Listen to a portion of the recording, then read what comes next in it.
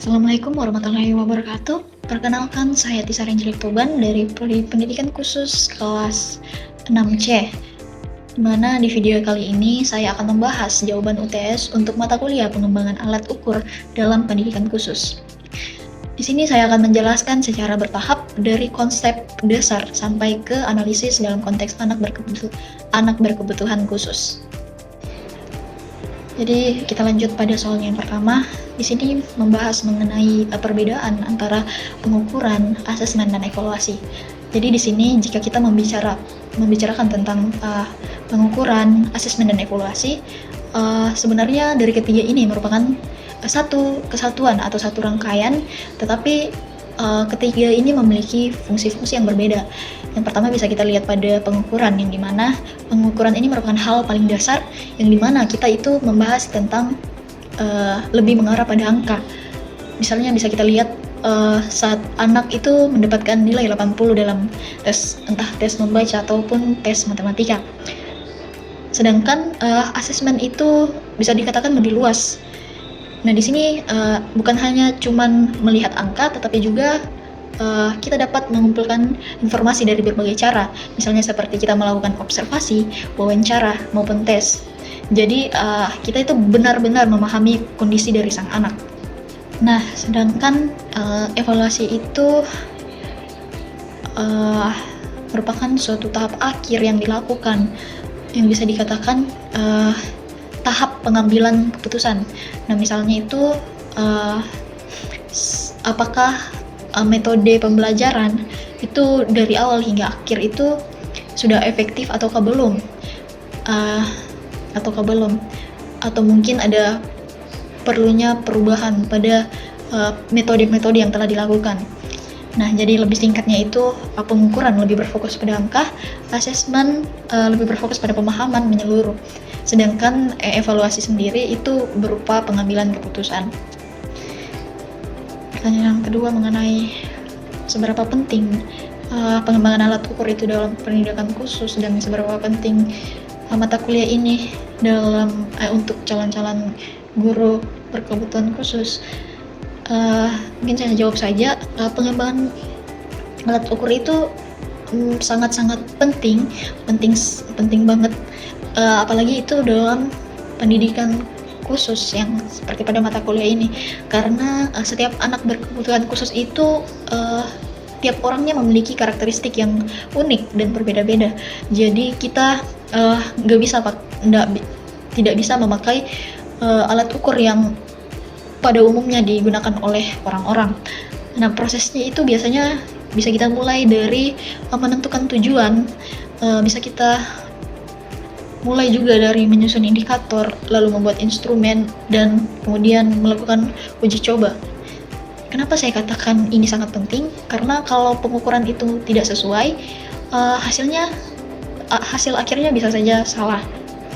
Contohnya, anak yang kesulitan membaca tapi dikasih tes berbasis teks panjang, yang terukur itu malah kelemahan membaca, bukan kemampuan yang sebenarnya. Jadi kita sebagai calon guru, kita harus bisa menyusun alat ukur yang tepat supaya keputusan yang kita ambil itu juga tepat nantinya.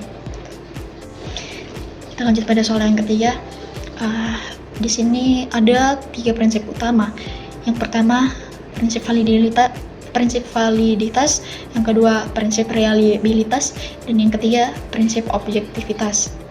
Di mana validitas itu artinya alat ukur harus tepat sasaran. Nah, mengukur apa yang memang ingin kita ukur. Terus reliabilitas itu bisa dikatakan konsistensi. Jadi kalau misalnya diukur lagi, hasilnya itu tidak akan jauh berbeda dari validitas yang sudah kita ukur. Lalu objektivitas itu bisa dikatakan adil, yang dimana itu hasilnya tidak tergantung pada siapa yang menilai.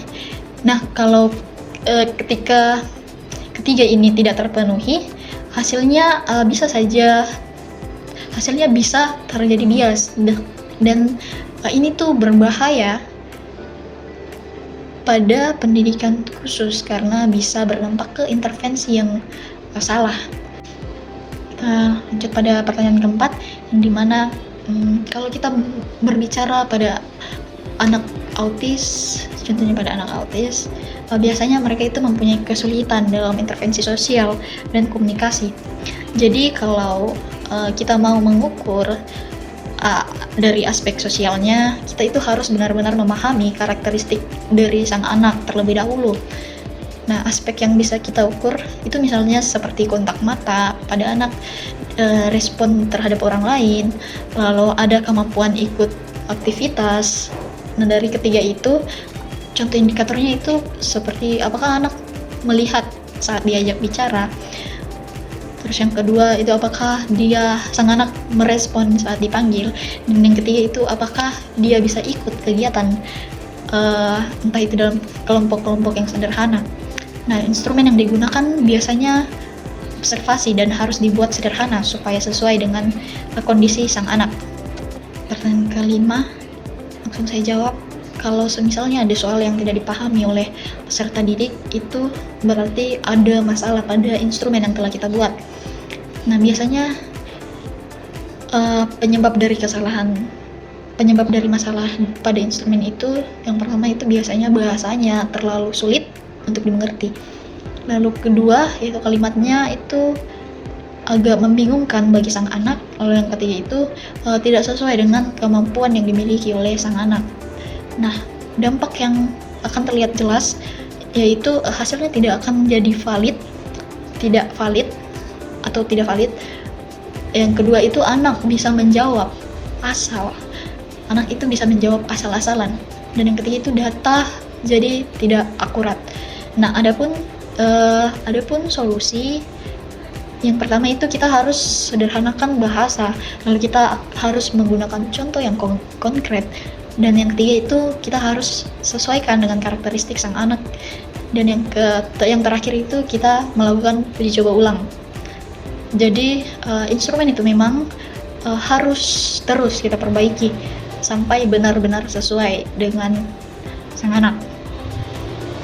Nah, sebagai penutup, pengembangan alat ukur dalam pendidikan khusus itu dapat dikatakan sangat penting karena menjadi dasar dalam memahami kebutuhan anak dan menemukan layanan yang tepat. Nah, dengan alat ukur yang baik, kita juga bisa memberikan pendidikan yang lebih efektif dan sesuai dengan kondisi peserta didik. Itu saja, sekian dari saya. Wassalamualaikum warahmatullahi wabarakatuh. Shalom.